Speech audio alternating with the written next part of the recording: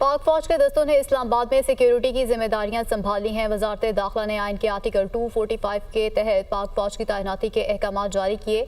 ज़राए की जानिब से बताया गया है कि अमन अमान बरकरार रखने के लिए पाक फौज का इलाके में गश्त भी जारी है, जबकि पाक फौज के दस्तों की इस्लामाबाद और गिरदोनवाह में तैनाती का अमल मुकम्मल हो चुका है। आपको बताएं कि पाक फौज के दस्तों ने इस्लामाबाद में सिक्योरिटी की जिम्मेदारियां संभाल ली हैं। वजारत दाखिला ने आइन के आर्टिकल 245 के तहत पाक फौज की तैनाती के अहकाम जारी किए। पाक फौज के दस्तों की इस्लामाबाद और गिरदोनवाह में तैनाती का अमल अब मुकम्मल हो चुका है और अमन अमान बरकरार रखने के लिए पाक फौज का इलाके में गश्त भी जारी है।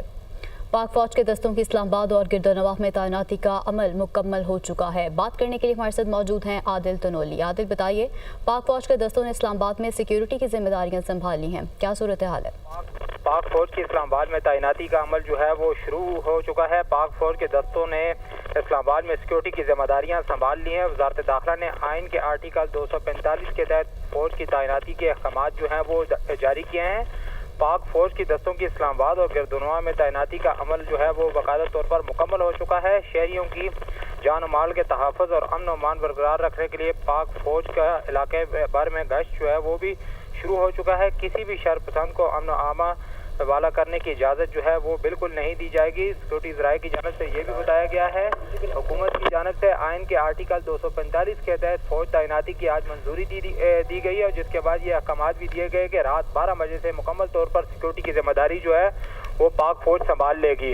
अब क्योंकि पाक फौज ने 12 बजे सिक्योरिटी की जिम्मेदारियां संभालनी हैं और अब से ही बाकायदा तौर पर मुख्तलिफ शहरों के ऊपर पाक फौज की गाड़ियां जो हैं वो रवाना हो चुकी हैं। वफाकी दारुल-हुकूमत इस्लामाबाद की तमाम तर सिक्योरिटी की सूरत हाल जो है वो पाक फौज ने अपनी जिम्मेदारी में संभाल ली है। वजारत दाखिला ने पहले ही इसका बाकायदा तौर पर नोटिफिकेशन जारी किया और साथ ही ये बताया था कि रात 12 बजे बाकायदा तौर पर अफवाज जो हैं वो सिक्योरिटी की जिम्मेदारियां संभाल लेंगे और पाक फौज के दस्तों की इस्लामाबाद और गिरदोनवाह में तैनाती का अमल जो है वो भी मुकम्मल हो चुका है। तमाम शहरों के ऊपर अब बाकायदा तौर पर फौज जो है उन्होंने तैनाती का अमल का आगाज कर दिया है। शहरियों के जान माल के तहफ़्फ़ुज़ और अमन अमान बरकरार रखने के लिए पाक फौज के इलाके में भर में गश्त जो है वो भी शुरू हो चुका है। किसी भी शर पसंद और अमन आमा वाला करने की इजाज़त जो है वो बिल्कुल भी नहीं दी जाएगी, क्योंकि दिन भर इस्लामाबाद में अमन अमान की सूरत हाल जो है वो भी ख़राब रही है। इसी तनाज़ुर में जो है वो पाक फौज ने अब बाकायदा तौर पर जिम्मेदारियाँ संभाल रही हैं और मुख्तलिफ शहरों के ऊपर अब जो है वो पाक फौज के दस्ते पहुँचना शुरू हो चुके हैं। आज दिन को हुकूमत की जानिब से ये मंजूरी दी गई थी जिसका बाकायदा तौर पर शाम में नोटिफिकेशन जारी किया गया और साथ ही ये बताया गया था कि रात 12 बजे से तमाम सिक्योरिटी की सूरत हाल का जो कंट्रोल है वो पाक फौज के पास होगा। अब क्योंकि पाक फौज ने बाकायदा तौर पर अपनी जिम्मेदारियाँ संभालनी है और मुख्तलिफ पाक फौज ने बाकायदा तौर पर अपनी जिम्मेदारियां संभाली हैं। आदिल, आप हमारे साथ ही मौजूद रहेगा। अभी हमें ज्वाइन किया है ब्रिगेडियर रिटायर्ड बाबर अलाउद्दीन साहब ने। सर, बताएगा कि अमन अमान की सूरत हाल को पेश नज़र रखते हुए पाक फौज के दस्तों ने इस्लामाबाद में सिक्योरिटी की जिम्मेदारियां संभाली हैं, क्या समझते हैं आप कि अब अमन अमान की जो सूरत हाल है वो बेहतर हो पाएगी?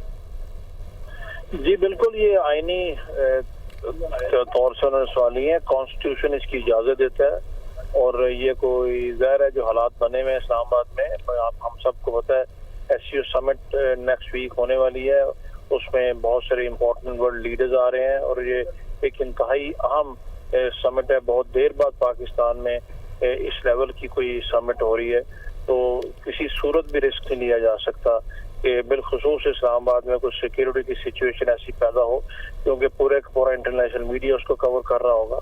इसीलिए फौज को तैनात किया गया है और ज़ाहिर है जब फौज तैनात होती है तो फिर वो इंश्योर करते हैं कि हर लिहाज से सिक्योरिटी को उसी लेवल पर रखा जाए जो कि रिक्वायर्ड है और उसी सिलसिले में ये खबरें जो आ रही हैं और गवर्नमेंट ने मंजूरी दी है, गवर्नमेंट ने फौज को बुलाया है, अभी वो डिप्लॉय हो रहे हैं और उसके बाद डेफिनेटली सिक्योरिटी की सिचुएशन ना सिर्फ ये कि बल्कि बेहतर होगी और इसमें कोई किसी को शक नहीं होना चाहिए कि किसी भी शहर पसंद को किसी भी आड़ में इस्लामाबाद में बिलखुसूस इन दिनों में जब ये समिट होने वाली है इजाज़त नहीं दी जा सकती कि वो अपने किसी भी सियासी एजेंडे या ज़ाती एजेंडे की खातर मुल्क में इस तरह की सूरत हाल पैदा करे और पाकिस्तान की बदनामी का बायस बने।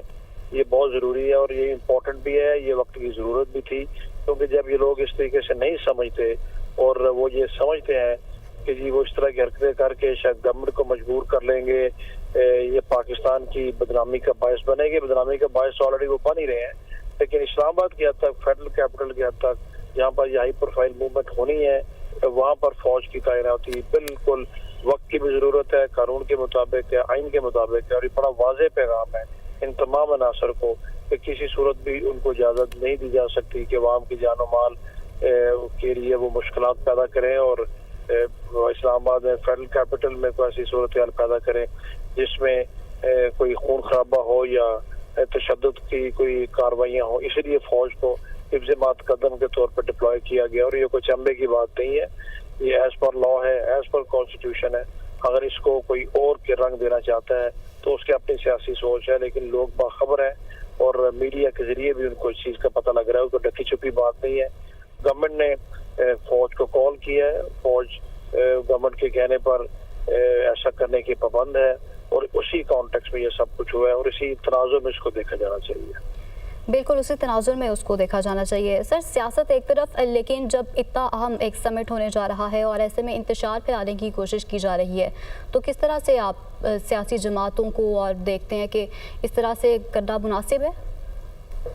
سیاسی جماعتیں نہیں جی, سیاسی جماعت کہنا جی, یہ ایک ہی جماعت نے تماشا لگایا ہوا ہے جو کہ ہر وقت اس کوشش میں رہتے ہیں کہ پاکستان بدنام ہو اور پاکستان میں انارکی خدا نہ خواستہ ہو, بیکاز انریسٹ انسرٹینٹی انارکی ان کو سوٹ کرتی ہے, ان کی سیاست کو سوٹ کرتی ہے. اگر ملک کے اندر امن و امان ہوگا, غیر یقینی نہیں ہوگی, ملک ترقی کی جانب جائے گا, تو یہ لوگ ارریلیونٹ ہو جائیں گے, ان کی سیاست بالکل ارریلیونٹ ہو جائے گی. اسی لیے وہ اس طرح کی حرکتیں مسلسل کر رہے ہیں. ان کو بار بار گورنمنٹ کی طرف سے بھی, ہر سنجیدہ حلقے کی طرف سے ان کو یہ کہا جا رہا ہے کہ اپنی سیاست کو ان چیزوں سے دور رکھیں. احتجاج کرنا ڈیفینیٹلی آپ کا ایک رائٹ ہے, پولیٹیکل ایکٹیویٹی آپ کا رائٹ ہے, لیکن سیاست اور انتشار دونوں اکٹھے نہیں چل سکتے. سیاست اور انتشار دونوں اکٹھے نہیں چل سکے ہیں. سر آپ کا پوائنٹ آ گیا. بریگیڈیئر ریٹائر بابر راؤ الدین ہمارے ساتھ موجود تھے. عادل تنولی ہمارے رپورٹر ہمیں اپڈیٹ کر رہے تھے. آپ سب کا بہت شکریہ.